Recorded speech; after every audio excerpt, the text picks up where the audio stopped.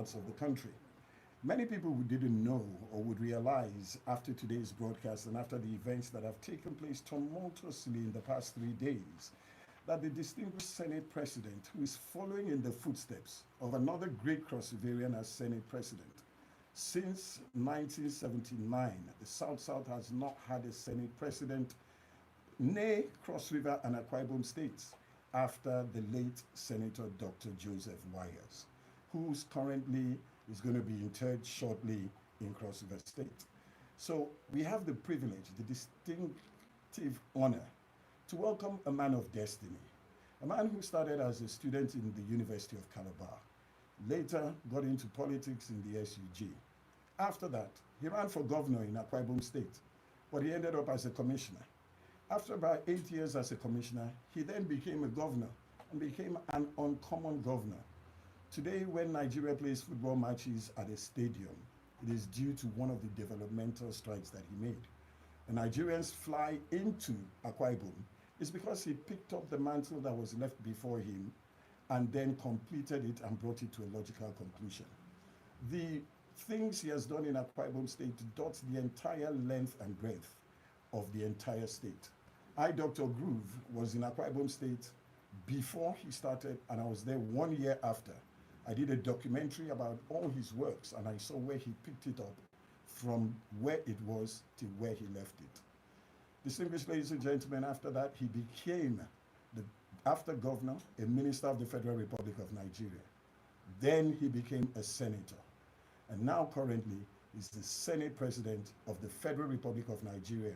We're talking about no other person but the uncommon transformer, Senator Godswill Akpabio, His Excellency, the Senate President of the Federal Republic of Nigeria. So we'd like to welcome you back to your alma mater after 30 years. Welcome back, sir. Thank you. With him in the studio, there's a plethora of high caliber individuals. We have our host, and she's a woman who's making the difference. Determined, excellent, with a lot of qualities and sagacity. She has tried to ensure that Unical enjoys a radio station whose dream is to take learning to the nooks and crannies of Cross River State so that people can sit down in places like Alifokpa and have an education from the University of Calabar without having to come to Calabar and reducing the cost. Madam, you are one person who is loved by your students, the first female vice chancellor of the University of Calabar. Let's welcome Professor Florence Obi. Please, you're welcome to the show, madam. Thank you very much. We have distinguished other people here. They are senators, but we cannot but introduce a great justice of the Federal High Court, Appeal Court, I beg your pardon. You know, he moves from grace to grace, from glory to glory. A man who has given us a lot of judgments that have given us cause for great, deep thought in Nigeria. Justice Okonabam, you're welcome onto the show, sir. Thank you. Good afternoon. We also have distinguished senators, but our two homeboys are here. First of all, let me introduce Senator Jonas Eteng Williams, senator representing the Central Senatorial District. A man who loves this kind of atmosphere because he's a DJ himself. And he crowned the first King DJ in Cross River State, then from CRBC. I'd like to welcome you, sir. Also, we have in our midst a man who virtually single-handedly sponsored this radio station. Even before he became senator, he put in his money and believed in this uncommon vision. We call him the standard because he's the standard for the youths, he's the standard for capacity, he's the standard for emancipation, he's the standard for everything that is good. An alumnus of the great King's College of Nigeria, of which I also happen to be an old boy. Let's also very respectfully welcome Senator Asukwo Ekpenyong Jr. Thank you very much, Dr. Groove. Florence, sir. Ladies and gentlemen, we have a plethora. By the time we're wrapping up, we try to get everybody's names because we know that they have a long time. Joining me to host this segment of this show is the one and only Jesam Brown. Jesam? Thank you, Dr. Groove. Thank you. Okay, uncommon transformer. We know you're a politician, and we know that nobody can catch you off guard. But today we don't want to talk about politics. There's a lot to talk about Unical. You're in Calabar specifically for one reason. 30 years after you came to the University of Calabar, you and your classmates decided to have a reunion. Now, the place where you're sitting in, this is not how it was. Your former faculty of law was next to it. You may not recognize it again. A lot of changes have happened in Unical, but let's start from you. How does it feel? You came here as a student. Today, God has taken you and traversed you through so many things that many people only dream about. To become commissioner, governor, minister, senator, senate president, uncommonly. Tell us about your life and how it feels to be where you are today, sir. Thank you, Dr. Group, and listeners. The voice may not totally be that of common transformer, Godswill Akpabio, due to very slight cold. But we've had a very good time in Calabar, and I've the nostalgic feeling. I must say that is sadness and joy returning to my alma mater after 37 years.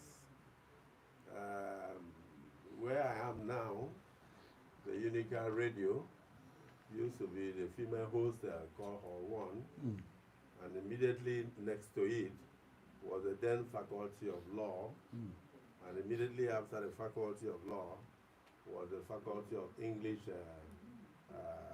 Department of English, English and Literary Studies, because all that has changed.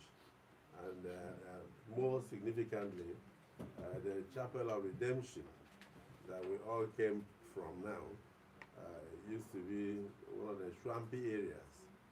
And opposite it was the cemetery that we met on ground when we came. And shortly after, the Chapel of Redemption is actually part and parcel of the Calabar Republic. So which housed the then SUG Center, and of course Hall 4, Hall 5. And immediately after that, we walked through the bush. I don't think it's a bush now, to Hall 8. Hall 8 was populated by the female folk and all that. So, and then of course, if you are living here and you look straight, you go straight. That was the first development in that side, and that was the Faculty of Law, the new building, and then of course the University Library. I don't know whether those things are still there. But on the whole, when I came as a governor, left side I had the privilege of assisting to contribute to the construction of the engineering faculty. I hope it's still there, engineering structure. So coming back after 37 years with my colleagues, I give glory to God. It's such a great feeling. In fact, I don't feel like living again. I always plan that when I retire, I'll go into two professions. Number one, I would like to go back into lecturing and giving back what I have. I got from University of Calabar, and then what I got from life, to give back to the society, the experience, which you cannot buy. And I used to speak in a colloquial way. I said you cannot buy experience, you can only experience experience.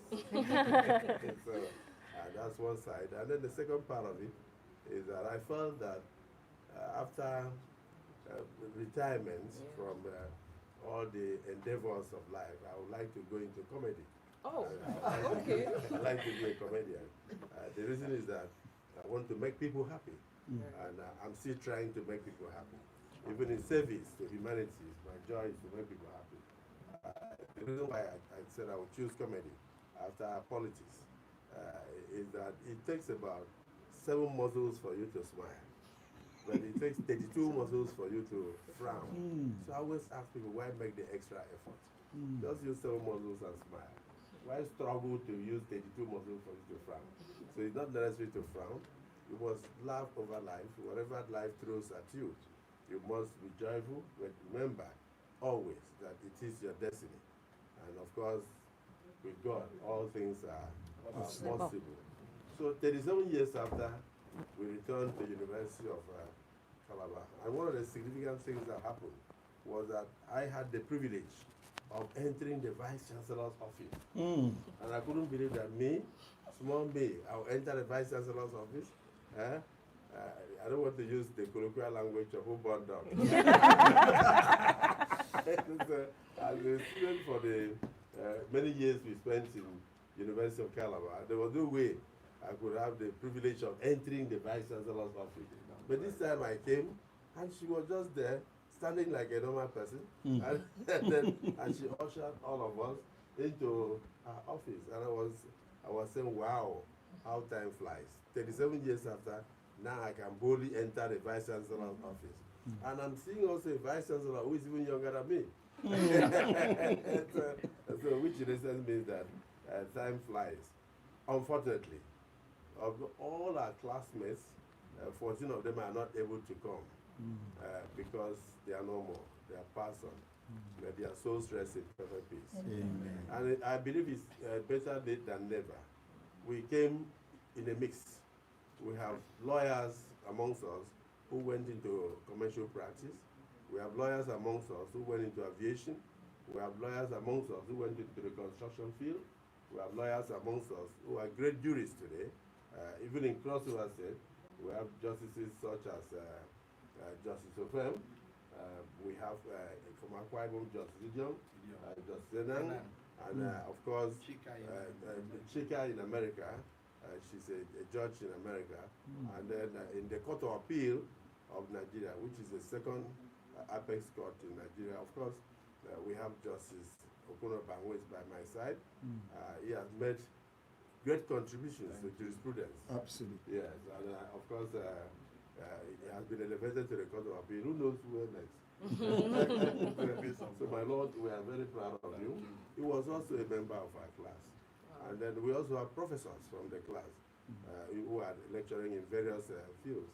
And so we came across the entire country and across the world. We came to congregate in University of Calabar, in Calabar particularly, for the past 3 days. And we are still here. We are not going to leave. Then suddenly they whispered to us that there is a Unical radio. I said, wow. So we even have University of Calabar radio outside the beautiful citadels of worship that we went through. Very beautiful edifice and all that. Chapel of Redemption. I mean, I was blown. So things have changed. So if anybody tells you that Nigeria has not made progress, I'll say no, come to my university, the University of Calabar, and you see that we have made progress. That in the last 37 years, at least I'm witnessing for the first time the 11th Vice Chancellor, who is a woman. And so we are now becoming gender sensitive. The last 10 were all males. This is the first female Vice Chancellor of the University of Calabar. And I have also with me the Pro-Chancellor and Chairman of Council of the University, a retired Deputy Inspector General, please. Of course, my colleague senators are here. And to hear that even one of my senators was instrumental to setting up this radio station when he was not even thinking of contesting election. I'm very proud of you, distinguished Senator Asupo Akpabio. Thank you, sir. Junior. May Thank you, God sir. continue to bless you and bless the works of your hands. Amen. They remain the standard for the youth. That's the standard. Not just of Prosper, but the youth of Nigeria. Thank you, sir. Thank you for your youth-friendly policies. Thank you, sir. So, the Dr. Group, here I am. I left the university, not sure what was going to become of me. And I'm sure it was the same for my brother. That is true. We ended up in Lagos with one shoe and one jacket. One jacket. One jacket, one shoe. The small car that will break down. We walked up and down, and then even when we were able to get the first Tokumba car, which was the oxygen, the water would mix with the engine, and then we'll look for somebody to tow. And so the oxygen car, we struggled then, and that oxygen had a hole by the pedal. And so if you make the mistake of looking down, you will see the go down, running, and then your head will start turning. So you have to pack and get back your breath before you go further. And then I was friendly with all the mechanics in Lagos. Because if I wasn't friendly, next time I have problem, they will not come near me. So when I see any mechanic, I will shout, Bayo, how are you? And all that. Then I had the unfortunate luck of visiting my colleagues who were lawyers, and they, every time they would ask me, oh, distinguished Akpabio, when are you going back home? When are you going to Cross River State in those days? They used to call us Calabarians. So when are you going back to Calabar? I said, I'm looking at next week. He said, please, when you go, bring me a kite or akpan. And I said, I said, why? I said, my sister Eunice is going to University of Birmingham. And my mother has said that she has to leave immediately for higher education. So please bring me a kite or akpan. So I was fortunate to come from an area, the then Aquacross, the Cross River Akpabio, which was regarded as an industry for houseboys and households. And then you go around to go and buy groundnut. You see them throwing the groundnut in the air, and as they are rolling it, you now say Abadi, and the person will answer immediately, Yaka, welcome, you know. So it was terrible that we were only good for houseboys, house girls, and we had terrible experiences. I recall one day, as a young lawyer, I went to a Butemeta, and I heard a shrill sound of a young girl in agony, shouting, whoa, whoa, help me, help me, help me. Then she ran out, and then I looked at her dress, very young 16-year-old girl. The breast, half of it was done, boiled. The house mistress, the madam told her to go and bring something for her. She made a mistake and brought something else. The woman was ironing, so she just turned the iron on her and dropped it on her skin dress. He burned the dress and burned the breast. And the breast was done. When I said done, I mean done. As if you cooked it in the pot. And she was shouting and running. She didn't know where she was going. So she fell into the gutter because she saw some water there. She wanted water to touch the place. Of course, that introduced a lot of infection. So we picked her up, and they insisted I should take her first to Yaba police station before taking her to the hospital and all that. And I asked her, where are you from? And she said she was from Cross River State. So I now made up my mind that if I ever had the opportunity in life, that I'll hand over that industry to other people in Dome, Togo, Ghana and other places. We will no longer remain a state of houseboys and housegirls. So when I had the opportunity to be a governor, I declared free and compulsory education. Because I knew that the difference between her and Madame was education. I knew the difference between the driver and the car seat owner was education. So this is why University of Calabar is very important to us. This is where we're begged to go out there and assist others. And I can tell you that thousands of people went through free and compulsory education in my time. Then as a governor between 2007 and 2015. So let's take the journey very slightly. After the University of Calabar in 1987, we went to the then law school. Law school was one at that time. That was Lagos. So, Victoria Island. Yeah, Victoria Island. So, and it wasn't easy. A lot of young people ran mad during the examination, yes, because it was tough.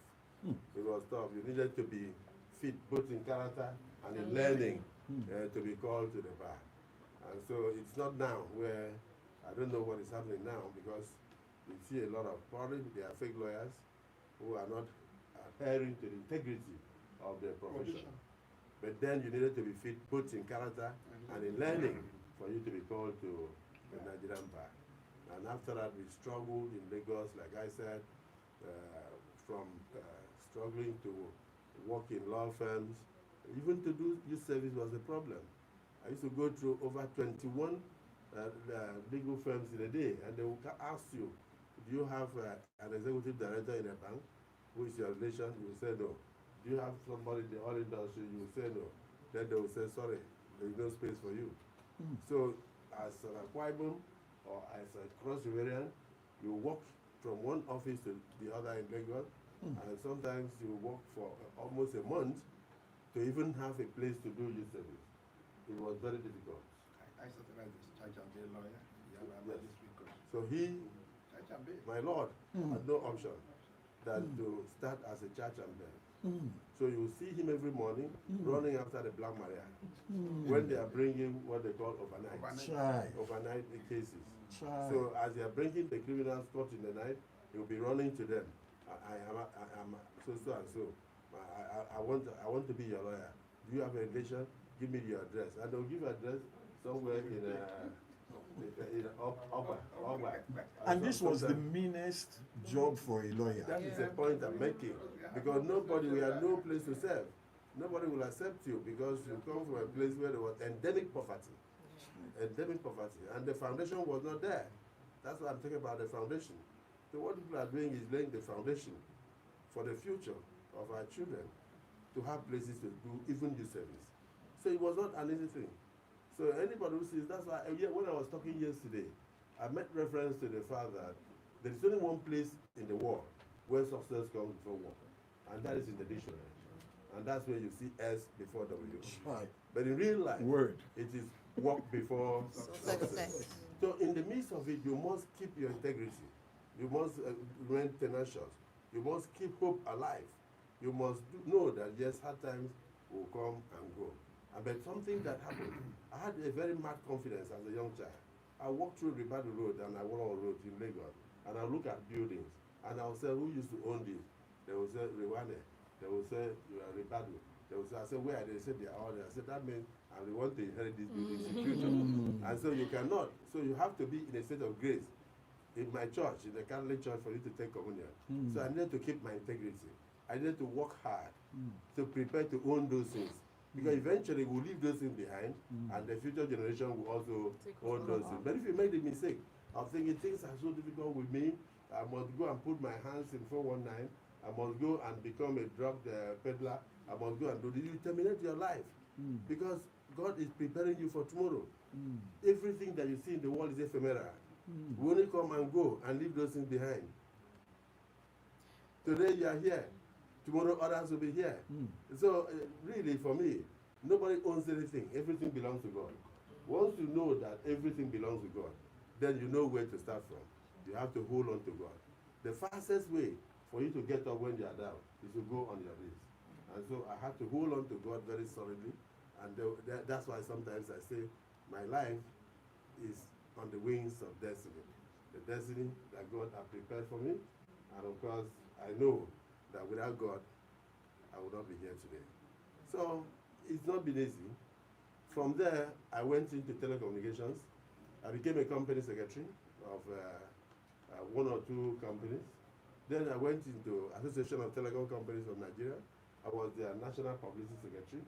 Then I was privileged to be part of the federal government committee that brought GSM to Nigeria. So I traversed many countries in the world to look for partners to come, because then Nigeria was under the military rule, so it was a pariah state, and so many people did not want to invest in. But eventually, we succeeded. By 2001, the first group came from South Africa, and we now have the GSM we're having now. Before then, we had only 700,000 lines in the whole country, and there were landlines. And then you will not be able to make calls, because telephony is based on queue theory. Everybody is struggling to enter that channel. And in the process, they will clock, and then one may pass through. So you'll see in offices, they will keep a phone, and there will be no dial tone. So if there's a dial tone, you run first to the partner. So there's dial tone, come. So everybody will rush to go and make a phone call. So with less than 700,000 phones, for a population of well over 150 million, you can imagine what Nigerians went through. So many died on the road while taking messages from Victoria Island to Ikeja. They died on the road and all that. So today, God has improved the lot of Nigerians that we can even sit in the comfort of our parlors and talk to our children abroad. No, before then it used to be letter writing. So you see people coming back after 10 years hoping to get into their houses because they were sending money constantly to their relations to build houses for them. And the relations kept taking pictures of other people's houses and sending to them. at the end, when they come back home, they hope to come and then when they come, they'll realize that nothing was on the ground. The relation will now run to where they call Paya. You know where they call Paya? Paya is in Equatorial Guinea. And that is now where I take the next story from. So I graduated from Calabar. Malabo was where they kept the first set of deportees that came from Equatorial Guinea. So from Malabo. And so it was a swampy area, full of mosquitoes, full of snakes, and it was almost uninhabitable. But the very poor students of the university were kept there. They had no way to go. And so they had to bond themselves. When thieves come in the night, when rapists come against their girls, all you need to do is to shout, Malabai! And everybody will answer, action, action, action. And then everybody will come to each other. So a wrong to one was a wrong to all. And therefore they became very close in suffering. There was no water, so you have to equip it everywhere. To go and fetch water to bath before you go to school. So the suffering of the earlier students, the pioneer students of the University of Calabar in Malabar Republic brought us very close together. And that is why till tomorrow, even in the United States, wherever you go to, when you shout Malabites, the next person that will answer will say action. Then you know it must be a product of the University of Calabar. So I was privileged shortly after I became a commissioner in 2002, and I served in 3 ministries. And after that, as commissioner, I contested my first ever election. And that was because I was angry with what I faced in Lagos, that my place was an industry for house boys and house girls. That's number one. And two, for 10 years, I had no road to take my car to my village, which was just 3 kilometers away from Ikodigwele. Yes, there was a big gully by the Ikodigwele General Hospital that cut off the road, the back Ikodigwele road. And so no vehicle could pass in 15 years. And all the filling stations closed on that road. And typically, as an example, if you know Kwaibom, the people of where the pro-chancellor comes from, D.I.J. Kodo, they had no access to the state capital. They have to go through Abia State and cross Abia State through Ikoroma State and cross Ikeregbere before they can access Oyo. So it was a full day's journey. And so the next day you now start making your way back. Whereas from there to Uyo is less than 20 minutes. But there was no road. 67 kilometers of road to pass and there was none. So when I tried to campaign to be a governor, I saw the state of my state. I saw things with my eyes and I wept. And I said, if I should win this election, the lives of my people will not be the same. And therefore, when you hear about uncommon transformer, it didn't come from me. It came from the works of God. Because David McRae, the then ambassador of the European Union, when he saw the first e-library with 5 stories, completely ICT compliant, with his own transpondent, and he saw the language laboratory where you can speak, I mean, it will be interpreted in 25 languages, and he put the earphones on, and he spoke in a dialect, and he interpreted in English. He just turned around and shouted and said, this is transformation extraordinaire. That is how we got the word uncommon transformation. So from that day, I became an uncommon transformer. So I won't talk about the other developmental strides, because that's not why we are here. We are here to say that, yes, indeed, Unical did well for us. And so we have returned to say, thank you to God Almighty, 37 years after. And also to see the state of affairs and what we can do to assist. Shortly after the first election, I won. And I became the governor, and then I went for a second election. I won. There was no third election in that regard. My people were shouting. They had an organization. They said, Akpabio, Yao, we shall miss you. And then they were crying all over the state. And they wanted the constitution to be changed so that I could go for a third term. But God said no. I let him go from there to another place. So I went to the Senate. I became a senator, and my colleagues moved a motion and suspended the rules of the Senate. And the first time I became a minority leader of the Senate. That was what happened. So, and after that, in 2019, we had a bit of break designed by God, because I had no intention of being a minister. But when the forces of politics came in, and they said, oh, your election, you need to challenge your election in court, I was appointed a minister of the Federal Republic while sitting in the tribunal. So I served as minister of Niger Delta for about 3 years, 8 months or thereabout, before I met the uncommon movement.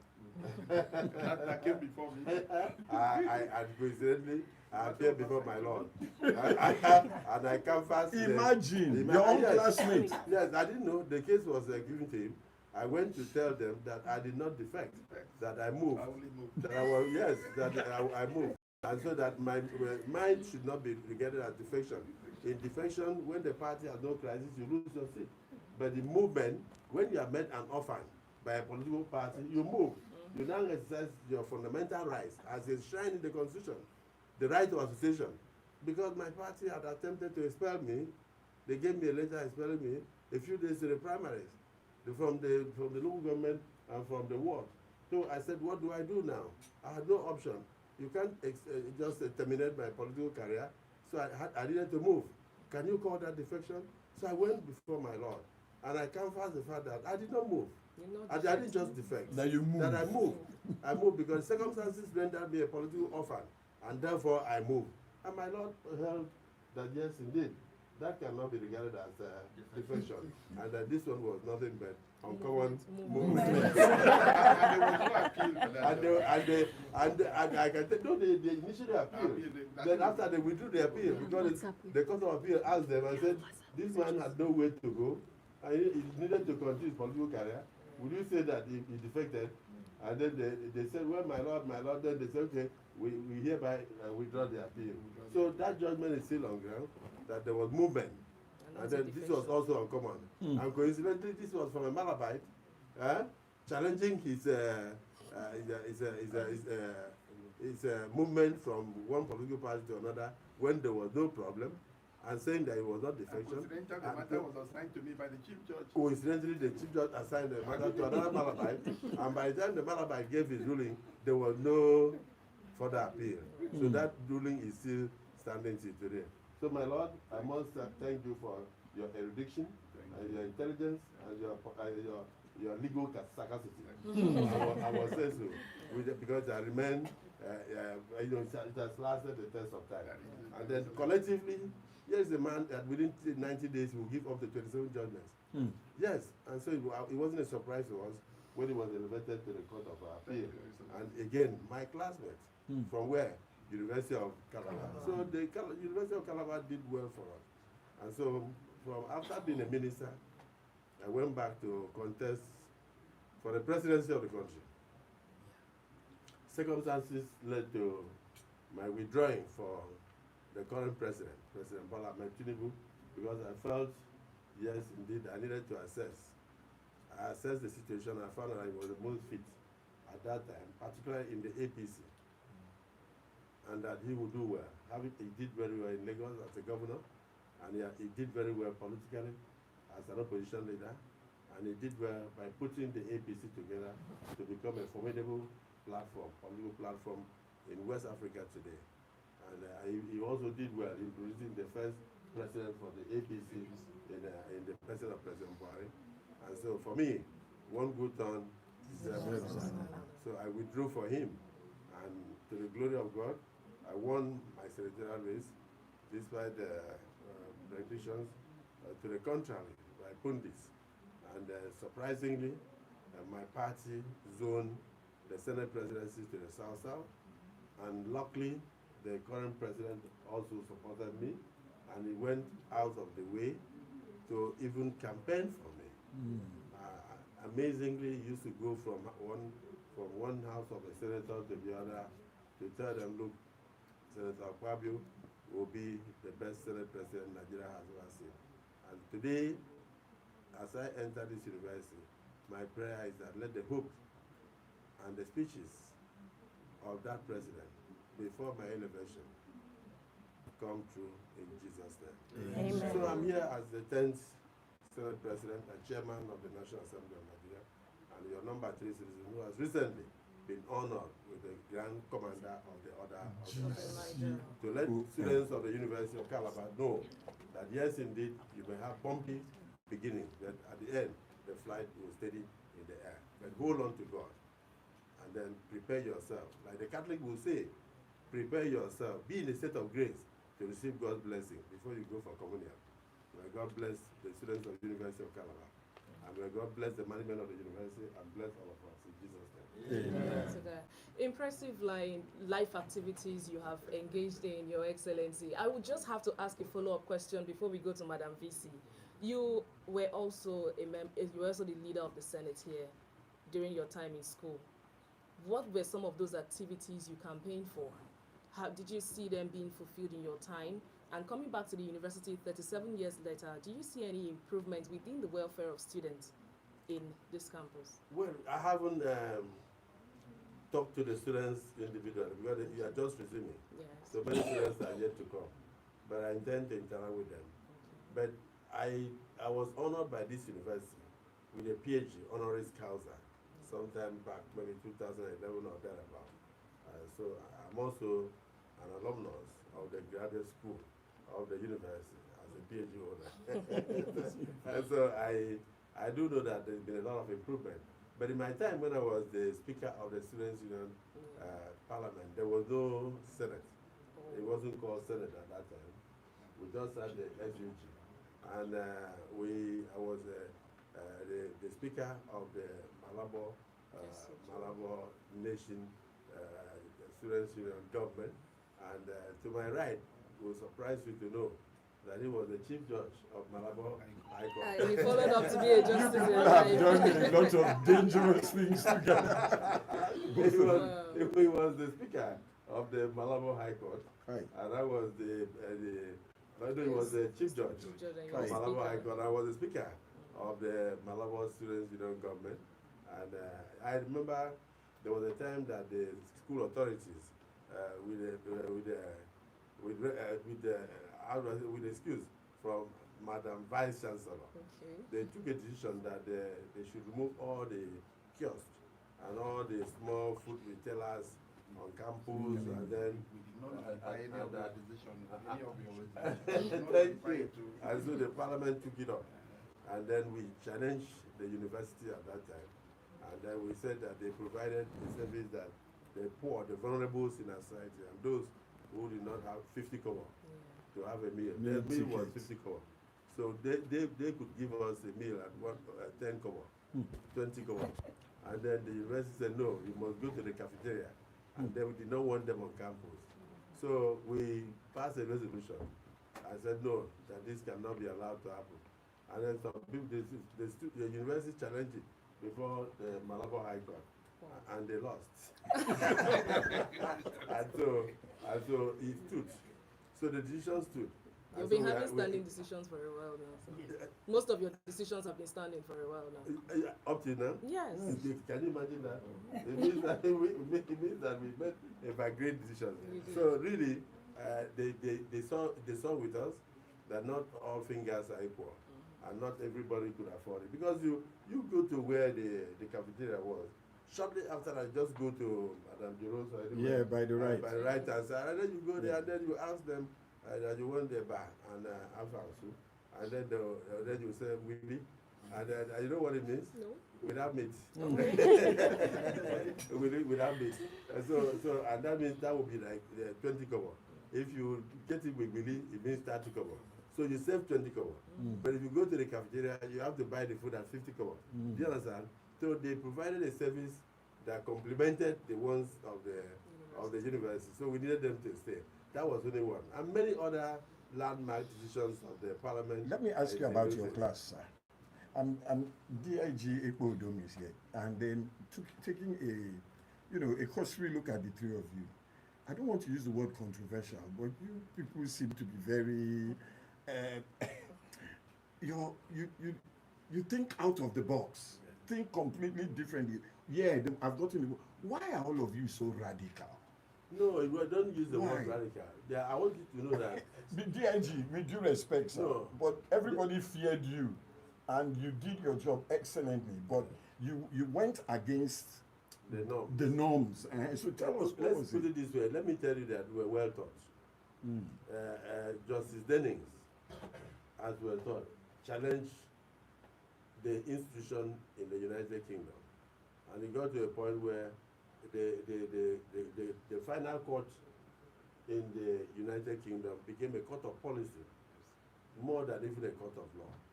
They looked at the circumstances of the day, and they made pronouncements towards alleviating the sufferings of the society. So we were taught to be independent-minded. And then we carried that Malabitic spirit. When I say action, it simply means it was a spirit of what? Service to one another.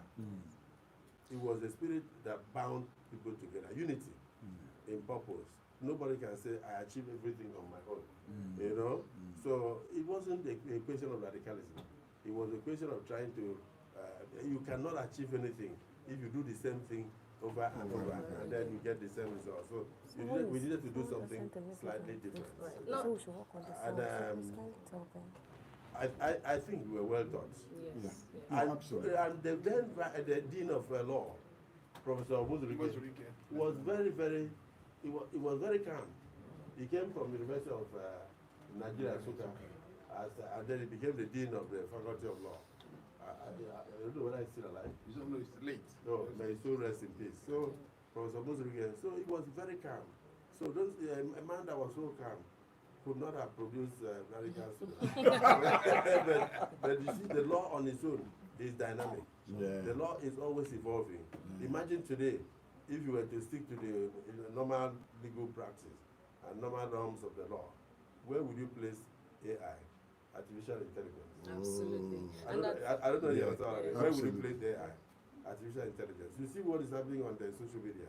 When the Senate President says something, they will cut and join, and produce something that will go viral. And they will drive traffic, and they will get paid. By I hope you understand. We understand. By the time we produce the real tape, you now say, is that what he said? Do you understand what I mean? Yes, So it's an interesting thing. AI has changed a lot of things. So we need to continue to evolve and think out of the box constantly. Now, talking about evolution, thank you so much. Sir. Our host today, and your host, most gladly your host, the VC, the Vice Chancellor, University of Calabar, Professor Florence Bankobi. She's one person who has the nickname Madam Project, because since she assumed office up to this moment, she has been reeling out one project to the other. And most important of this project, Madam, is that of building humans. It's been 4 years over time, and you've done a fantastic job. You've brought in so many revolutionary ideas in the University of Calabar. Talking about Elon Musk, let me now cut you. The network you're getting right now is from Starlink. Yes. And it's absolutely free to all the students. That's one of Elon Musk's company. Once you step outside the university, you are back onto Nigerian listening. But inside here, so sometimes network is down, but in the university, and it's absolutely free. Madam facilitated that too. So moving forward and counting down to the last 1 year, how do you intend to birth more productive and successful individuals like this 37 years law group that has come to pay you a visit? Thank you. What other projects do you have to birth out for them? Yeah, talking about, I think, the new generation of students. Yes. Of Godswill Akpabio. I have so much in stock for them, especially for this academic session. I'm starting something called Students Career Mentorship, including counseling and mental health. I'm bringing some consultants who are coming to be here to be working with the students, who will be availed the opportunity to prepare them for the work of work. For instance, we'll be working with the students outside teaching them the normal skills. They will also learn how to prepare their CVs, how to appear for interview, how to analyze situations, how to be able to analyze job opportunities wherever they find themselves. So I remember that we brought in so many people here to come and build the capacity of our students. And I'm trying to do that using the youth-friendly hub, which is the only friendly hub, student-friendly hub in any Nigerian university. Kudos to you too. And we have a lot of NGOs, both nationally and internationally, that are working with the students and building their capacity. I have students who are volunteers in international NGOs right now. My SUG president is one of them, and many others are volunteering international NGOs. And with that, they will have better opportunity of getting jobs when they leave office. So I have so much in stock for them.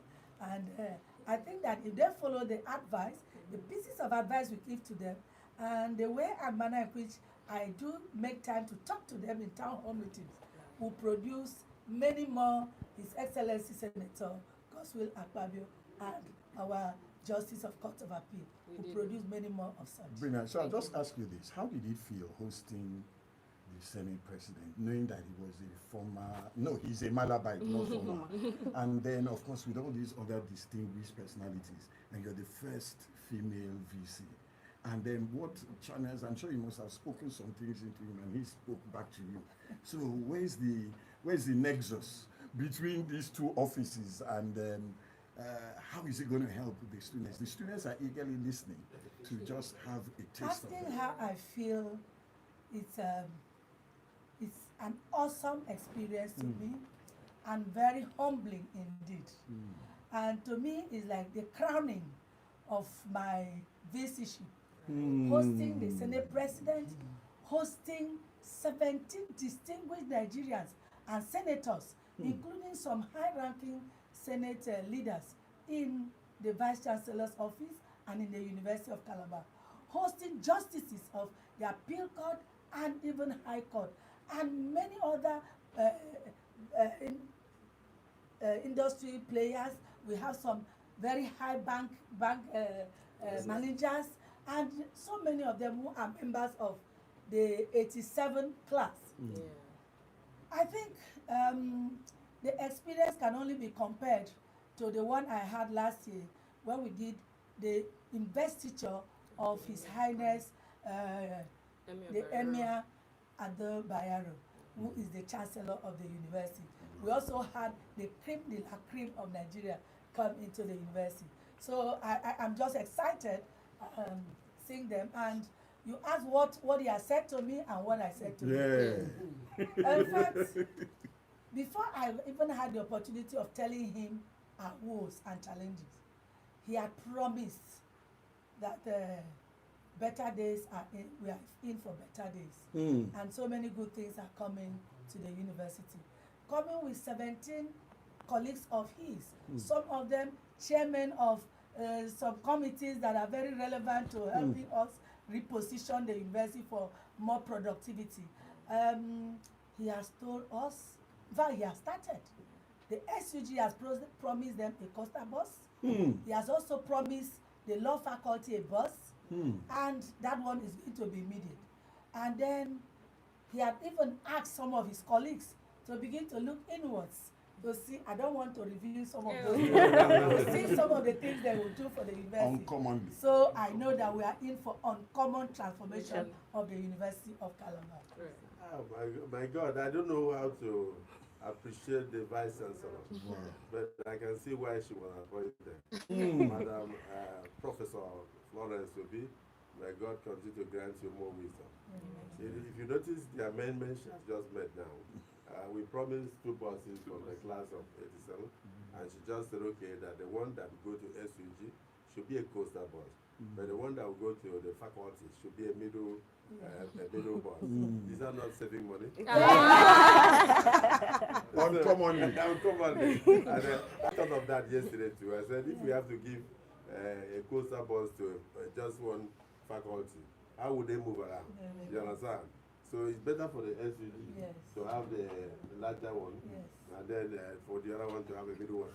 So I thank you for that amendment. So it's fantastic. And another major innovation I've seen is that in my time it was almost, we had 2 major blocks in the university. Politically, we had what we call ANIMSA, and then we had what we call NACRIS. ANIMSA was Anambra Igbo Students Association. Then we didn't have 5 states of the southeast. And then Cross-River Akwa Ibom was one. So we had NACRIS, National Association of Cross-River Students. So worldwide. so you either come from this block or that block. So how to win? Because the population was almost even. Remember that this was a campus of the University of Nigeria. So the population was almost even. So you have to build blocks, you have to build bridges, you have to do everything possible to get the other side to back you in one way or the other. And it's it's interesting that yesterday we were introduced to a female SUG president. The first. The first, oh, she's the elected first. in the history. Wow. Oh, she's the first, eh? The first elected. The first elected Yes. in the history. Yes. I don't know whether the influence of the vice chancellor. She's a gender-friendly But president. honestly, I was very excited to see the SUG president as a female. That means that there is hope for my 4 daughters. Right. Wherever they go to, that they will have the opportunity to excel to the height of their own endeavor. So I congratulate you. Yes, she has said it all. The university cannot be the same. We entered the Chapel of Redemption. We made a token of 20 million naira for the maintenance of the church. And then, of course, we have assessed the infrastructure in the school, and we are coming back to see what we can do to help. And she has given us a template of what to do. We'll attract development partners. Many of my senators, colleagues that came, are chairmen of various committees. We are the ones oversighting her, and then oversighting the minister as well. I hope you understand. Yes, sir. And then, of course, we also are in charge of appropriation, and even for the MDS and all that. So there's no way we will leave the university the same way the university was before our coming. Right. So I must say I thank my colleagues, my brother Weboyi, Ositangu, and many other leaders, Sabamoro, the minority leader. We came across party lines. We came together across party lines, all to see the University of Calabar, the alma mater of the Senate President, and to see what we can do to improve the lot of the students and all that. Of course, we also assist in the scholarship program that is ongoing, and then you'll hear from us. Right. We'll unleash our package to you. Even after this, we have a meeting of the class of 87. Many of my colleagues are waiting. We are not leaving Calabar. We are here for the next 3-4 days, so we can plan together and see how we can impact the sir. institution that nurture us to where we Thank you very much. As you have said that, there is one quote that is already in the air, trending, that you will not, the University of Calabar will never be the same again since you came. Sir, let me just quickly bring in, there are many people here, Senator Onyeka Nweboyi, Senator Sitangu, we also welcome you. But let me invite Senator Asuko Ekpeyon. Senator, please come. First of all, you are no, come and share our own. Okay, that's fine. There's a lot of reasons why I'm inviting you. First of all, as you have said, all those big monies, the Unical Radio are looking at you very carefully to know what you will pronounce before you leave. But however, Senator Asuko Ekpeyon, there's a reason why we called you. We noticed that the Senate President has taken you as his son. We who are close watchers have seen it. Now, on behalf of all the senators, it must be amazing working with an uncommon man like this. And you're here in a radio station which you never knew this was what was going to happen. What are your thoughts? And talk to us about the feelings of you and the other senators as you work with this great man who has traversed. And like you said, you come again with party lines, and he has been able to bring the Senate together. So how is it working with him, and then also being in a radio station where you never thought this was how it was going to be like? Thank you very much, Dr. Groove. Good afternoon to our listeners, and it's great to be here this Sunday afternoon. Let me just say that what you have seen this weekend with the delegation that came from the National Assembly is a true reflection of how we feel about the Senate President. We had over 17 senators here, and the truth is he didn't invite us. We heard about this trip, and we just put ourselves together, taxed ourselves in terms of logistics to make sure we would be here. And what you saw had people from the delegation, you saw had people across party lines from APC, PDP, Labour, NNPP, we're all here, and across the 6 geopolitical zones. There was a true pan-Nigerian delegation that came here just to show support, just to back him. He didn't invite us, and it was with 1 day's notice. Myself, I was out of the country, I was in Geneva. When I got the information that he was leaving on Friday, I flew overnight, and by the time I got here, Etienne was already on ground. He had mobilized our other colleagues to come here because It's very strange sometimes when you see posts in the media about what they think is happening in the Senate, because there's absolutely no issues in terms of the leadership that His Excellency Godswill Akpabio provides as the Senate President of the 10th Senate. Most of us in the 10th Senate have come to be inspired by him. The truth is, and it's a very strange thing when you speak about time. He was speaking about the fact that over it's been 37 years he's been here. What you find, a lot of people on social media, I think I would like to classify that, or the group it now, as the Gen Zs. A lot of them were very young, I think, when he had stewardship over Akwa Ibom State. But if you go to an Akwa Ibomite, or you go down to Akwa Ibom and see the level of development, yes, they had resources, but it was the diligent and innovative use of those resources that transformed Akwa Ibom. But a lot of young people don't actually know what he had achieved. What they see or what they know is mostly based on social media. So I mean, that's just to put into perspective that in the Senate, 108 senators are behind the Senate President. There is never any time. I think I was in Geneva where I saw a post that DSS takes over Senate based on an impeachment plan.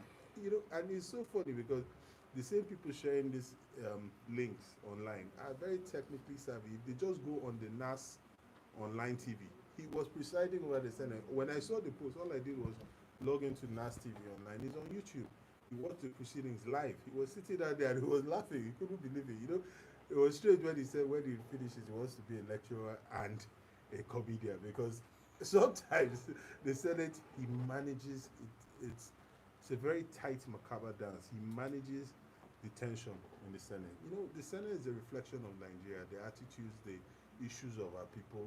Nigeria is a smelting pot. It's a potpourri of all different religions. The Muslims, they are Christians, they are traditionalists. There are every sort of people there, and then all the tribes are there. So that when you see the Senate, that is Nigeria. So people have different perceptions on how to handle issues, and it's very difficult. But he manages it with grace. He manages it such that even the people that are tensed and are angry and are anxious, he makes them laugh. So when he mentioned the thing about being a comedian, he will do very well. that may be where he will actually make the most, and he will be known as a comedian, not as a Senate president or a governor or anything. So yes, the Senate is in good hands. He is the chairman of the National Assembly. Even the House of Reps is in good standing. All 360 members of the House are in good standing with him and appreciate his leadership. I just, what we've come to see is that there's a very well articulated, sponsored agenda of blackmail and trying to pit the Senate President against the Nigerian people. They create things, they change, like you said, AI, they paint a narrative constantly. Yeah. And it's every day. Yeah. It's every day where you actually say, so now we're trying to nip in the bud because they are deceiving Nigerians actively. And I think they're trying to stir up an agitation, but I know that won't work. I'm very pleased to be here. When Dr. Usim contacted me about this place, yes, like he said, I didn't fully understand what he wanted, but he told me he wanted to do a radio. It was going to be innovative. He told me he wanted to assist young men and women to be able to learn and be able to participate or communicate from their very remote areas. And so, for me, without thinking, I just quickly supported him. I don't even know I'm not sure about how much I may have supported him with, but I am extremely proud of him, extremely proud of his team to see that he's done this and it's up and running and still going. And Madam Vice Chancellor, I must really thank you. I'm very grateful for the support you've given to this. When you say, how do I feel about this movement? I don't know. I wasn't even a senator then. So I can't imagine. This was maybe 2 years ago or more. Yeah. So I don't know. Providence is a very powerful thing. God is always working. To say that 2 years ago, I didn't know I would be a senator. I didn't know His Excellency Akpabio would be the Senate President. And a man that I didn't know contacted me and said he wanted to do a radio station in University of Calabar, and I supported it. And 2 years down the line, I'm in this room, sitting here talking on the mic to listeners. from across the world, because this is international. Absolutely. And the president of the Senate, the number 3 citizen in Nigeria, in the Federal Republic of Nigeria, sat across the table with me in this station that I funded. It's mind-blowing. Mind-blowing. So you can only say that is providence and it's God at work. I went to the university here. I actually was enrolled here. Let me tell you a private joke. So when we got into the room on Friday, all of the class of 87 were there. So I came in and I shouted, as a politician, class of 87. You know what they responded? You were not born. So that's the joke throughout this weekend. When I just see, I say, class of 87, they say, you will not born. You didn't show me. I don't know if it was planned. So that's really this whole weekend. But I went here. Always proud to say this is where the first tertiary institution I started off with, although I transitioned elsewhere. Yeah. But I know that as soon as the first job I did when I came back to Nigeria after I finished my studies, my master's and everything, was to come straight back here, and I became a lecturer. Department of Banking and Finance at the Faculty of Management Sciences, and I did it for 3 years because I believe in giving back, and I think that is where our paths actually cross. While I may not be a comedian when I retire, I know that I'm going to come back to lecturing. So you have my support and anything. Thank you very much. Nation needs. Well, they've succeeded to drag me into this whole business. You will do this thing for free. You like your voice. You like stuff for some years. So I don't. Okay. Let me give my seat back to the lady. Okay, thank you very much, Right. Senator Quickbing. I know we. I will not speak because of my ethics. Yes, that's why I didn't want to come to you, but we just acknowledged your presence. I know we're trying to work with time. There are 2 or 3 things we just have to The finish. class chairman is coming. Yes. Class Okay. chairman, Okay. One, there are people who have been sending in messages from social media. These young people here will cry if they cannot ask you a question. So what we'll do is that 3 of them will ask you a question. You will ask their questions. You will answer it because they want to, just engage with you. Then she would also read 1 or 2 or 3 of the WhatsApp messages that have come in. You will answer to everything, and then he has a lot to talk to you about, but it will be very brief, and then we'll talk to him. The ask class chairman. Okay, so let's start like this. Young people, we are doing it in 1 minute. You have 1 minute. Ask the Senate President. Come on, Anderson, you first. Okay, Quick. thank you very much, very distinguished Senate President of Nigeria. We were very, very happy when we knew that you're going to be here, and thank God you're here. And the students are really waiting, because one thing that really disturbed the university, the students, is that in 2026, for the most of the first time, after 20-something years, Nuga game will be here live. And we know that when we're here in the University of Calabar, you will never forget Malabar World Cup. And that has been a kind of a noodles for the university over time, over years. And thank God for our Vice Chancellor. She has been always there to make sure that very competition starts. Now the people are waiting to hear. Now that 2026 will be hosting Nuga game here, how do we go about, especially with our facilities, which are not too fine? People want to hear how you're going to do based on that. Thank you very much. Okay, so Nuga Sports Facilities. Come, that's Anderson. Anderson. This is IK. Good afternoon. My name is Ike. So let me just tell you a secret. He said that the day when he talks to you that he may faint. I'm not kidding, because he can't imagine this. And they said that they must snap with you. They want to put you on billboard. Yes, we said that. Before they leave. So IK, this is your shot, man. Okay, so good afternoon, very distinguished personalities in the building. So my name is Ike Rim. I am an on-air personality here in the studio.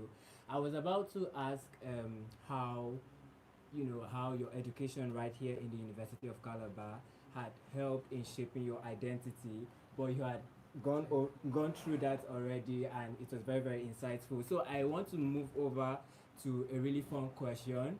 Like, what were your extracurricular activities like right here in the university when you were not doing the serious stuff? Because we know the Faculty of Law is one really serious faculty that you have to be reading like around the clock. So when you're not reading, what is that like one fun thing that you love to do in? Okay, good question. The lady amongst us, her name is Michelle. Just go straight to your question and then you read out some of this. As a stellar alumnus, Sir, let me report. You know they are my babies.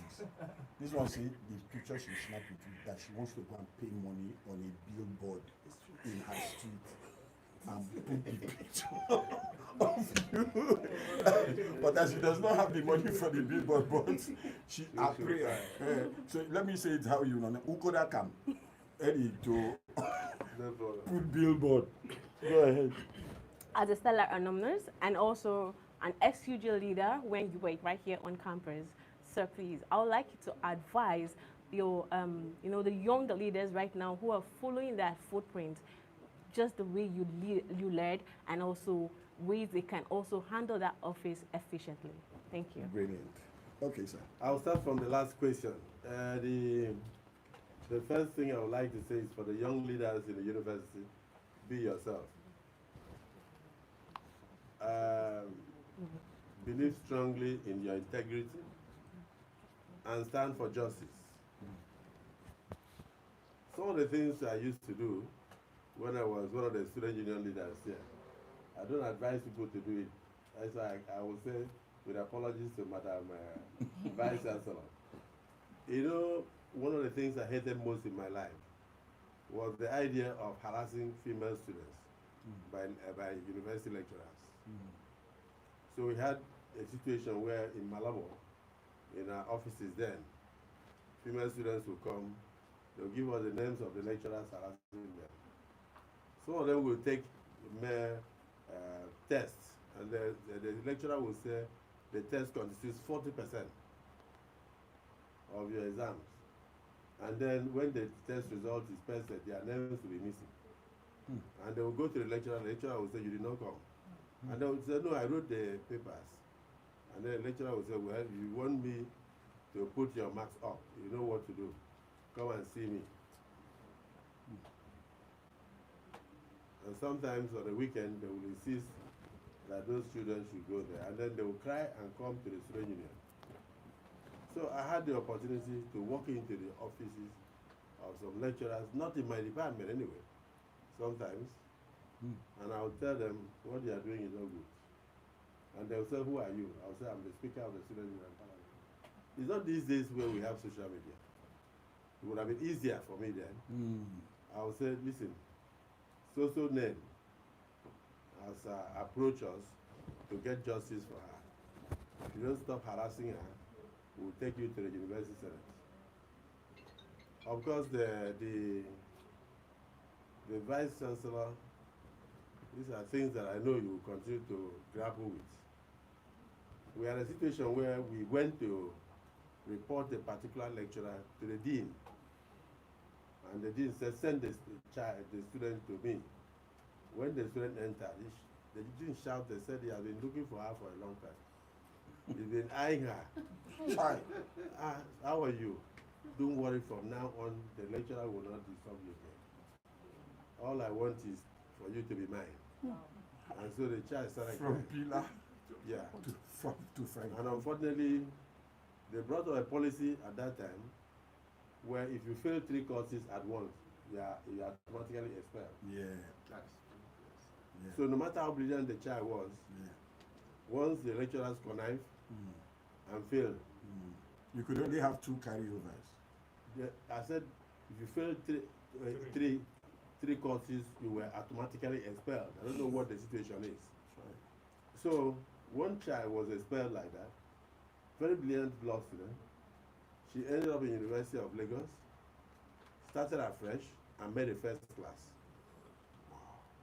She left here in her year 2 because of sexual harassment. But she was able to, when she was starting year 1, we were now in final year. So in Lagos, we met her when she was now in year 2 in University of Lagos. But she made a first class. And we assured her, we prayed for her, that you will catch up with the rest of us. And as you know life, it is not when you finish that matters. It is what you do in life. So some of those lecturers, we read on pages of newspapers after we left that they were caught and they were weeded out of the university. So this is something that we have to constantly do. as student leaders, you must know that you have a responsibility to protect the weaker sex, the vulnerables in the society, and need courage to do that. It is actually the beginning of your tutelage when it comes to leadership for your nation. So if you keep up that way and maintain your mien, I can tell you that the sky is your limit. So I'm just giving you an example of somebody. So it wasn't all rosy. And then for the young child that asked me about Nuga Games, we have already discussed with the Vice Chancellor on what we can do to assist, so that, because she told us yesterday in her office that the last time the university hosted Nuga was 33 years ago. Yeah, that was what she said, 33 years ago. So we assured her with my colleagues that we'll do everything possible to assist you to host the next Nuga Games in 2026. You understand? Thank you so much. So that one is taken care of. And then you asked me extracurricular activity. Already from what you know, you see that the most interesting thing I knew was politics. So I enjoyed the idea of politicking. Whether I'm lobbying ANIMSA, Anambra Igbo students, I'm talking to NACRIS, but politics was, and we, you know, politics is like witchcraft. You meet in the night, and in the daytime things change. So I remember one instance where we elected a speaker of the student union government, and then our group lost. And the speaker that emerged was from English department. So we connived and we took one of our own, who is now a justice in the High Court of Cross River State. And then we took him and we explained to him, sorry, we have to use you to cancel this election. Because he was a squatter in Hall 4. Oh. So he contested as an on-campus student, whereas in reality he was squatting. He wasn't. He should have contested from the off-campus constituency. So we petitioned the then Student Affairs Department, and our petition was upheld, and automatically the election of the speaker was cancelled. That was how I became the speaker. So, See wisdom. and so, See wisdom. Uncommon wisdom. Yeah, and then many of those who were in the parliament also were law students. So we now had a meeting outside here, and I went there and I told them, I said, listen, it's not about Godswill Akpabio. It's about interpretation of the law. Who can best do that? Is it an English student? And they said no. I said, it's only a law student that can do it. So if there's any of you elected here from Anambra Igbo that that is willing to be the speaker, we are ready to back you so that we can defeat the English student who won from ANIMSA. And they now said, you're right, why should we be there? And an English student will preside over their affairs. So okay, in that case, I said, pick somebody, I'll back you now with my group. And they said no, that it will look as if we are betraying ANIMSA. So he said, let us agree here, put our hands together and go in there and do secret ballot and then back you up. So the man that was then the student union, the student affairs registrar, was, I think, Chidi, I remember his name. So we all came and sat down. So the other side thought they had the number. They don't know that the law students among them were going to vote for their colleague law students from this side. So when I indicated that I was contesting, they went for secret ballot and I won overwhelmingly. So you asked me what did I enjoy most as extracurricular activity? I'll tell you politics. Politics and nothing but politics. Whether it's in the faculty or in the students' affairs department or anything, the major thing there was that we enjoyed politics. And outside that, I play Scrabble. So I actually sponsored Scrabble, international Scrabble competition for 8 years as a governor. It was the highest paying international Scrabble competition globally. We used to have people from Singapore, from China, from everywhere, all over the world. So let's give you condolences on your friend who was a great Scrabble player who passed away recently. Yes, I still can recover from it because we chatted a few days before then. Accept our So- condolences. Yes. And so thank you. So may you rest in peace. Okay, Dr. Osim, please put in a word to the Uncommon Transformer. It's been a wonderful having you, sir, in the studio, especially having both of you at the same time in the studio. I just want to reiterate our short-term plan for this project so that you can see where you can come in. Because we know you uncommonly would like uncommon projects like this. This is our first studio. The Vice Chancellor gave off her office. As soon as he had the idea, this is a PPP, and he gave off her office immediately and gave it to us. And as we speak, she has already promised us 2 adjoining offices, because we can't have just one studio as a radio studio, we're just running on one. So very soon, hopefully, I'm trying to remind her in your presence that we are supposed to have 2 adjoining offices both ways, so that we have about 5 to make the studio bigger. We are hopefully by December going to launch our online TV, just like the court of the Senate has its own online TV. Unical will soon be launching its own online TV by December. We're expecting 2 transmitters from China, a 5 kVA and a 1 kVA, so that Unical can run 3 frequencies simultaneously. Will be about the only university in Nigeria to have 3 frequencies. With 3 frequencies, we can deliver 20 to 25 lectures on radio and online in a day. And like he said, the remedial child in Ogoja doesn't have to come to Calabar. He can stay in Ogoja, finish his remedial lecture, write the exams in Ogoja. We are also between now and December working with UBA to set up 8 what we call study centers. They will all be run on Starlink to connect each of the study centers to Unical. So what we are trying to do is, if a child has a smartphone, you walk into any of the Unical study centers that is connected to Unical Radio and access lectures. Now, if you don't have a smartphone, you can come to the study center and join the class in the study centers. If you don't have any of that, you can use a Nokia phone, 3310, and access lecture. Now, the question is, how do we take attendance? Each online lecture has a lecture code. So you send a lecture code out before the lecture. Normally, as a student, you've registered for the course. So the system automatically sends you a text message notifying you that in 2 hours, GSS 2025 will be up. And a minute before that, you receive another text message telling you GSS 2025 is in 2 minutes. You are expected within the next 5 minutes to text in your code, which means that I'm available in class. That way, the lecturer, even in the studio, gets your attendance.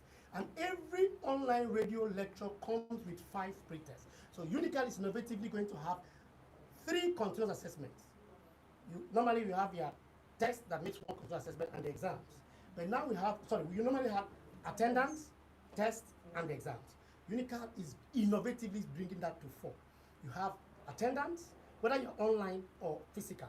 We can say attendance. Remember, Unical is about to commence biometric clocking, like the University of Lagos in Nigeria, and we're running an IDID that allows us to do that.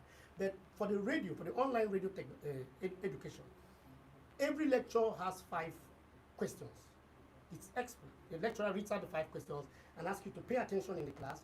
At the end of the lecture, those 5 questions exactly will be repeated. Definitely, if you paid attention, you will know the answer, and you'll get them right. Now, you have 10% of the scores from answering your test successfully, which means every student will want to attend the classes because it's free 10 marks. And then you have 10% for attendance. That gives you already 20. So if you do well in your test, continuous assessment, and in your exams, you are guaranteed passing. So we are using innovative ways to coerce the students to pay attention to lectures, even though the lectures are coming on radio. So between now and December, we're hoping to get 2 transmitters to increase our frequencies from 1. We're now on 103.5. We already have capacity to launch 10 online channels. It will interest you to know we are not paying for our online channels. YRKA.org/Unical Radio is a Unical innovation. We are not paying for it. We bought it. And we actually gave Cross River State Government, Cross River Radio, a free channel to use also. It was innovated in Cross River, and so we have extensions for 10.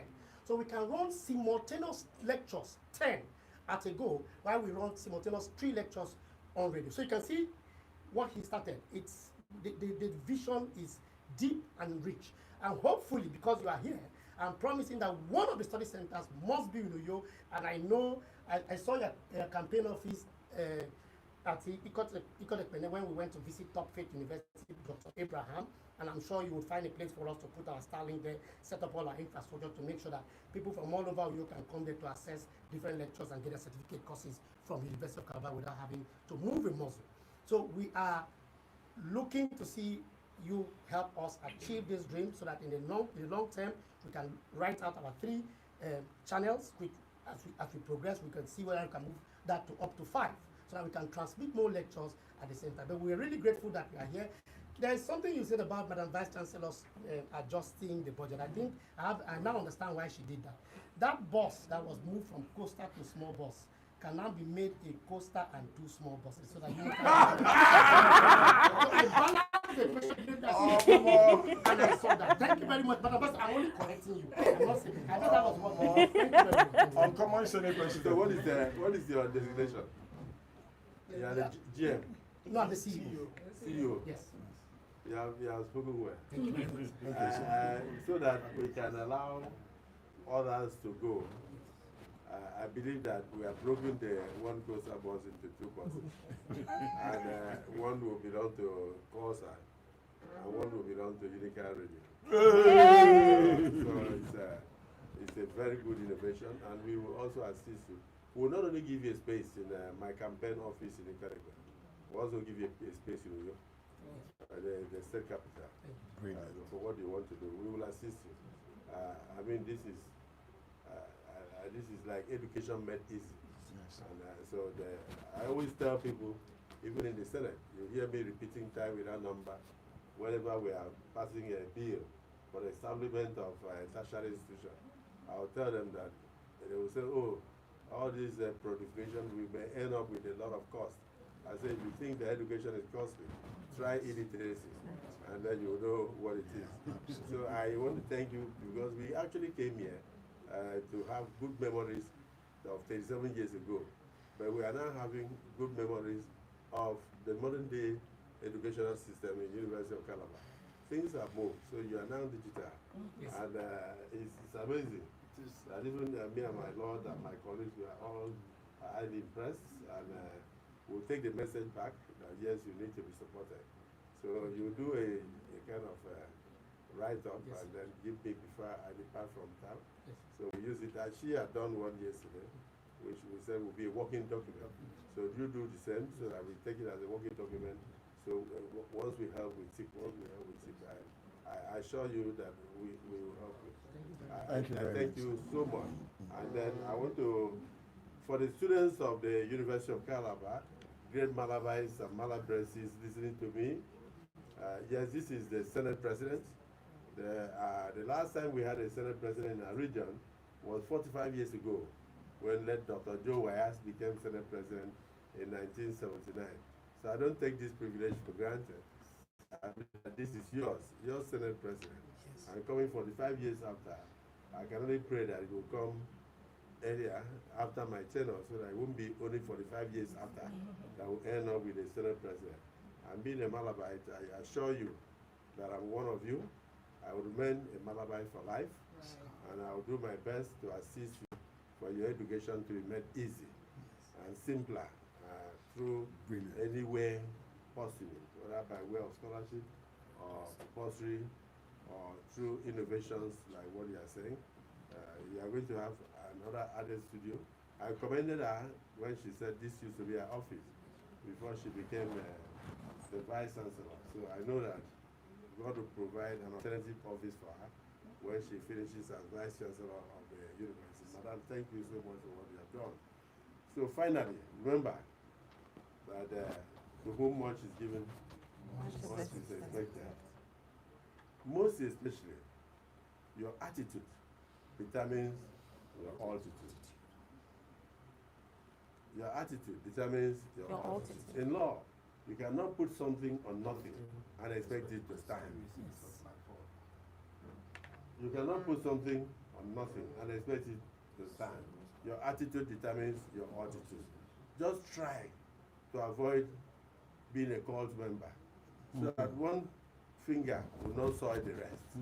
You don't gain anything from it. In the larger society, cultism has no meaning. It can only put you in trouble. try to avoid drugs. In the larger society, you can only embarrass yourself, your parents, and the institution you came from, because you can't think straight when you are doped. I hope you understand. Yes, sir. So, and then do not see today as the end of your life. No matter the difficulties you are seeing, just keep trying. Be hopeful. Believe strongly in God. And know that glory days are ahead of you.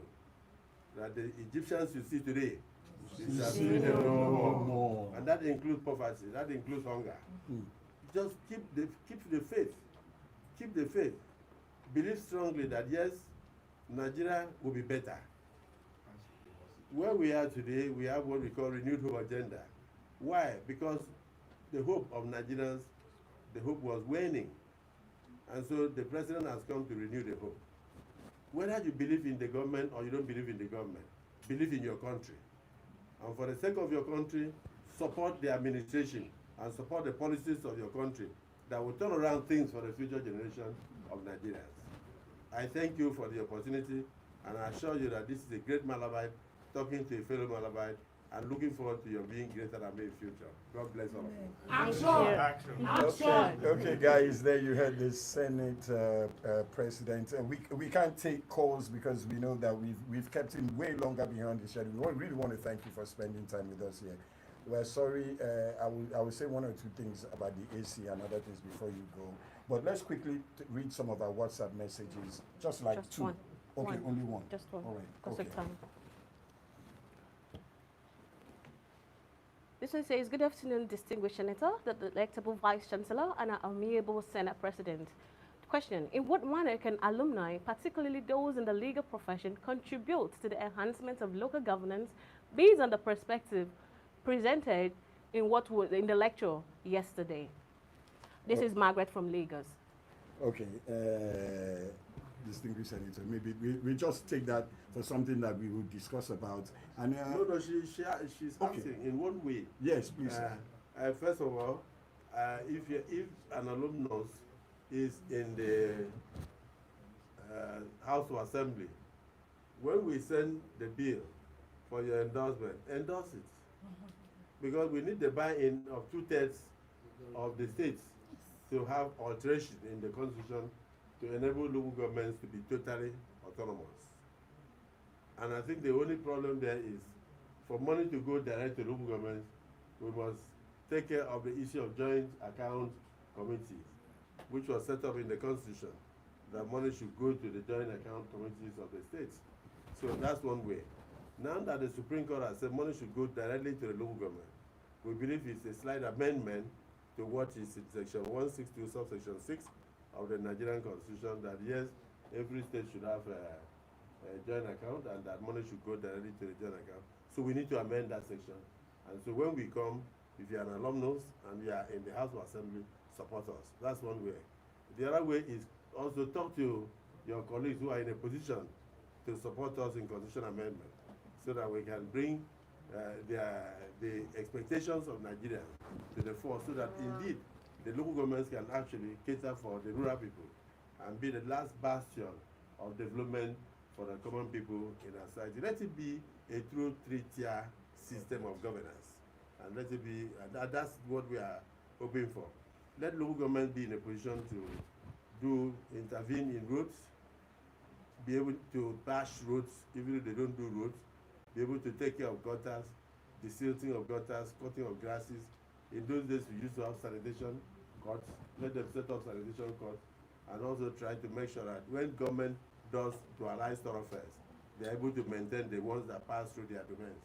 And Nigeria will be a cleaner place for us to live in. Let them intervene in maternal cases, so that we can stop maternal mortality in Nigeria. You know, these primary health centers, they should be able to assist us in the primary health centers. Even let them train traditional bed attendants in modern day deliveries, so that we can reduce the number of our people who die through avoidable circumstances. And then, of course, cholera is a major problem. Let them also help in the education of our people in terms of cleanness. They say cleanliness is next to health and wealth.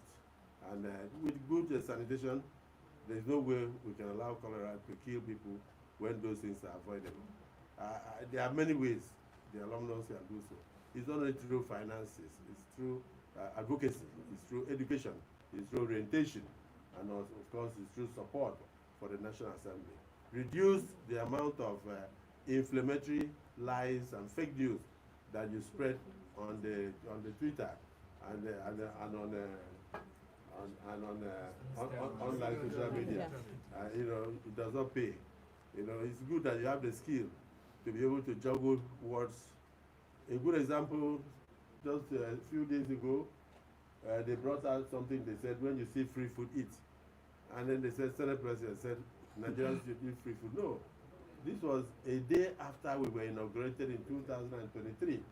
It was an announcement by Senator Danduse that is providing free meal for all senators. Wow. In Mississippi restaurant at Chopstick, and that everything was free, and that the Senate President and the Deputy Senate President will be honored to a dinner by him and his family and his wife and his children, and that food was free. And so I thanked him, and I said, times are hard. So for somebody to provide this for us, let's avail ourselves of the opportunity. Somebody brought it up 1.5 years after and twisted it to mean that the Senate President is mocking Nigerians. And so how can I mock Nigerians when myself am part of the system? And my upbringing, I was part of those that experienced 010 when I was a student. I missed breakfast, I ate lunch, then I missed dinner. And sometimes I operate on 001. And in some days, 000. 000, yes. One the next day. So but at the end of the day, here I am. That yes, indeed.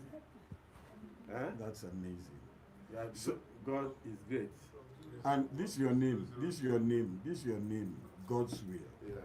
Has it been part of the success? It has actually. Even when I was coming, I don't know where yesterday, or in the church today, there was a prayer for Nigeria, a song composed for Nigeria. And then in the song composed for Nigeria, they ended by saying, let God's will be done. And so to Unical Radio, I will say, may the will of God be done. Let God's will be done. And my presence here is the fact that God's will has been done in Unical Radio. In Jesus' name. I thank you for listening to me. Thank you very much, guys. We've got to leave it there. Okay, you want him to say something? The acting chairman of the class. Okay. Acting chairman of the class. Yeah. Well, here is one of your constituents. He says everything he does is political. And he has become great by God's will. How has it felt being with the Senate President and all your classmates within these past 3 days in Calabar, specifically the University of Calabar, coming back to see this university after so many years? Thank you very much. We are limiting his influence on us. His association with us did not begin 2 days ago when he came in. He has been with us. He invites us when opportunity he has. He takes care of the classmates. He reaches out to us anywhere you are. What you are seeing here is the beginning of what he has been doing, right from when he was the governor. We have fellowship with him at Government House severally at Quite. And personally, the class have been to his personal house at Abuja. He has been very close to the class. You remember when I was making a remark about him in the church? Say, this is one man that has taught the life of so many. The compassion he has, the feeling he has towards his classmates is something else. Go outside there, you see them lined up. Everybody is waiting to have an association with him, to have a word with him. And he has been with us tirelessly since last night. So we are grateful to him. We thank God for raising him for us. And we thank God for preserving his life. And I just want to say here, to whom that much is given, you know what is expected. We as a class, 87, Faculty of Law, University of Calabar. This is our hero. It is a gift we have for University of Calabar. And he's not disappoint him, and he won't disappoint us. Trust me on that. So distinguished. Thank you so much. We're grateful. Well, thank you guys. It's 103.5 FM. I mean, we prayed, but it has exceeded our expectations. We never thought you were going to be staying so long. Actually, we chased you to the airport to even try and get even 2 or 3 minutes. But he said, no, I only came to see people off. I must go back to that radio station. That shows the love you have for the University of Calabar. That shows the love you have for Malabites. That shows the love that you have for broadcasting. And you said something right today. Truly, we must have radio stations with people properly trained, because some of the things that people say on social media and other places, like what you just said, we have corrected it in the course of what we have said today. So we'd like to thank you for engaging with us. When everybody is talking, I remember you here in Unical as far back as those days. So I know that you are a product of God's grace, and He will continue to keep you in Jesus' name. Amen. And so, ladies and gentlemen, one thing we have seen, you know, if I was born, he will tell you himself. I'm just joking. No, the thing was, I started broadcasting at I was 16 years old. Wow. So and some of us had to go to work to go to school. That's another story people don't know about our lives, because they see our family where we came from. They thought we were up there. I was in CRBC 17, 18 years old. Started in the Nigerian Chronicle. So thank you very much, sir, for coming and being with us. Thank you very much, Madam Vice Chancellor. Thank you very much, Justice Okonabang. It's my real pleasure meeting you. One of the times I was shouting and crying was when you did the NFF something. I said, what kind of man is this with such wisdom? DLG Ekpodom, Senator Jones, a man of very soft-spoken, but you feel his impact. You feel his action. He's one man that anytime this was the most accessible speaker of the Cross River State House of Assembly ever, most accessible. So we'd like to thank all the senators that have come, Senator Asuku Ekpehon, and of course, sir, there's one DJ man standing there. He has been signaling me. Let me tell you why, sir, as we close. They need DJ equipment, they need better ACs, they need a console, immediate thing, so that when next you come, you'll not be sweating like this. So they've just been worrying me to say it, and then they need it extra today. So on behalf of all of us, the entire team, Jason, who has been following you since yesterday, we'd like to say a very big thank you to you. Whilst you're inside this studio, you are our property. So before you go, we take pictures, because there are plenty of people waiting for you outside. Then we will have a small short time with you before we now release you to the public. You're such a wonderful man. May God continue to bless you. Thank you very much. God bless. Okay, guys.